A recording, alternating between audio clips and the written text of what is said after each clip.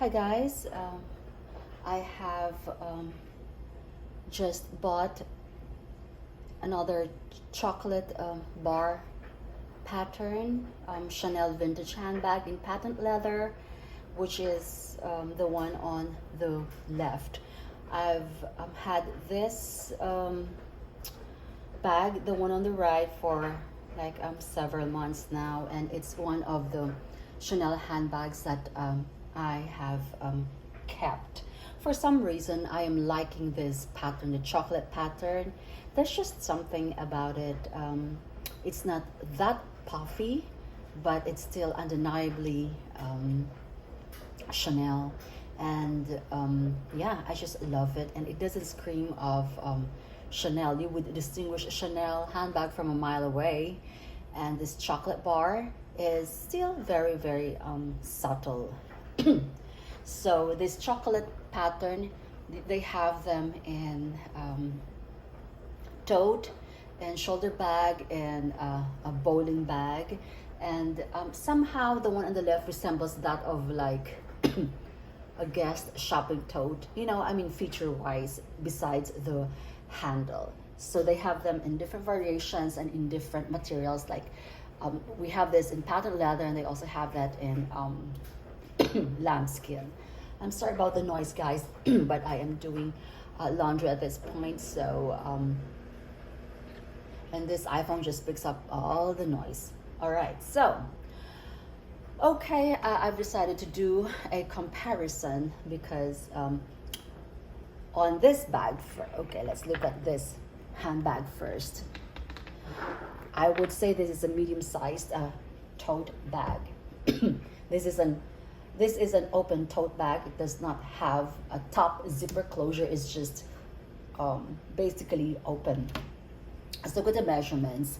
It's 10 inches by 9.5 inches by 3 inches. For some reason, tote bags, I actually love it. They are ideal for just in and out, easy accessibility. That's what I love about them.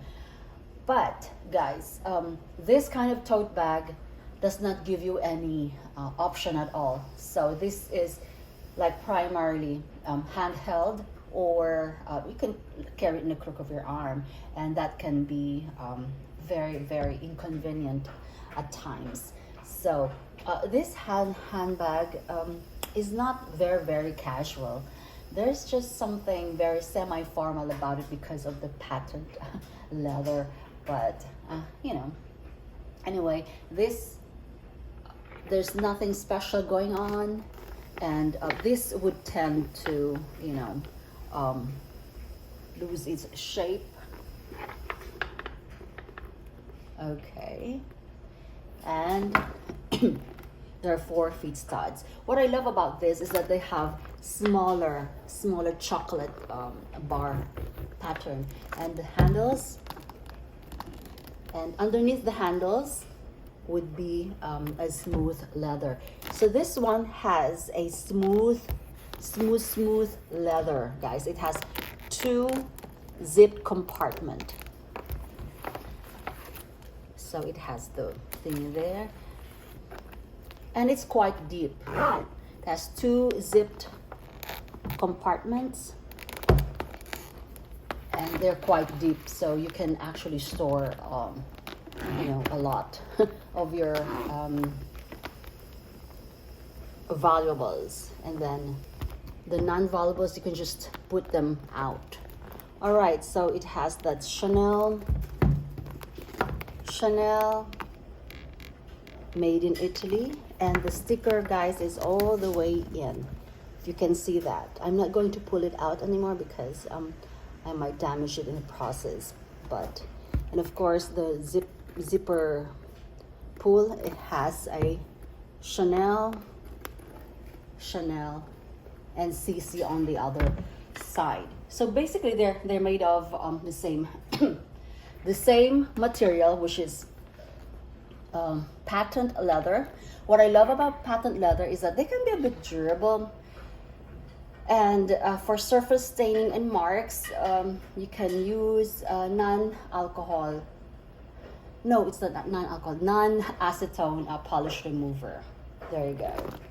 And it has worked. Now, comparing it to this, my complaint on this one, guys, is that I wish I could carry it on my shoulders, right? I'm petite. I'm very, very petite. I'm only 5'1", and it will go all the way up. So that was my only complaint on this one. And my complaint also is that the interior is prone to scratching, and for some reason I find it very, very sensitive. This kind of leather, it's very sensitive. But it's really neat, though. It's when it comes to appearance, this is better than fabric or anything. I just love it. It's very, very sophisticated and all that, but it's just not practical when you're just in and out, and then you have your keys scratching it. You have sharp objects, pens or something. But I rarely carry pens in my bag, though, because they leak. Okay, so that was my complaint, because I could not carry it as a shoulder bag, right? And security, a little bit of security, because it's an open tote. So I think this one solved that kind of problem. But I wish it was just like this in the smaller pattern. It would be better. This looks like a GST to me, except for the straps, because the straps would be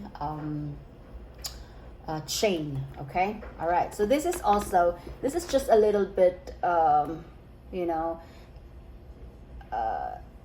smaller.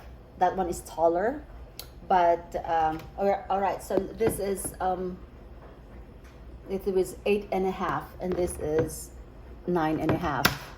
Okay, so it's just an inch, and then this is 10 inches, and this is 8.5. So the difference in inches here on the height has been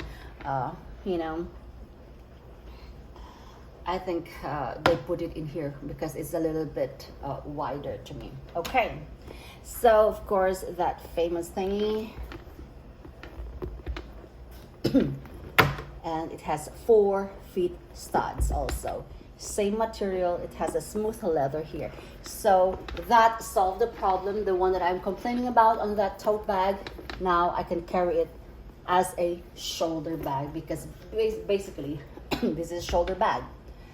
Now, one complaint that I had before was that, your things will fall out, of course, because it's an open tote bag. This is a closed tote bag. So it has a zipper on top. Okay, so it's more secure than that one. But I thought I could open it all the way through, like my Malice Dior tote, because I also love their patent leather Maris Pearl tote. But it opens all the way. You can actually remove all the way. This one has a very, very unusually narrow opening. Which bag was that? That was too narrow also. I think that was one of the bags. Was it Lady Dior?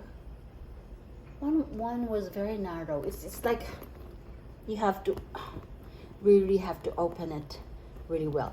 Now, my complaint about the lining on the other bag, which is very, very sensitive to scratching because it's smooth leather. This one is a black velvety material. So it's more durable. It's easier to clean, and it's not gonna do as much damage as the lambskin one. But this just has I just find it very, very cheap, though, when the thing is just like this. I still prefer, for sophistication and thingy, I still prefer that one, but then you can never win. But of course, I also complain about the materials, so it's one or the other. So there's always a pros and cons, guys. Pros and cons.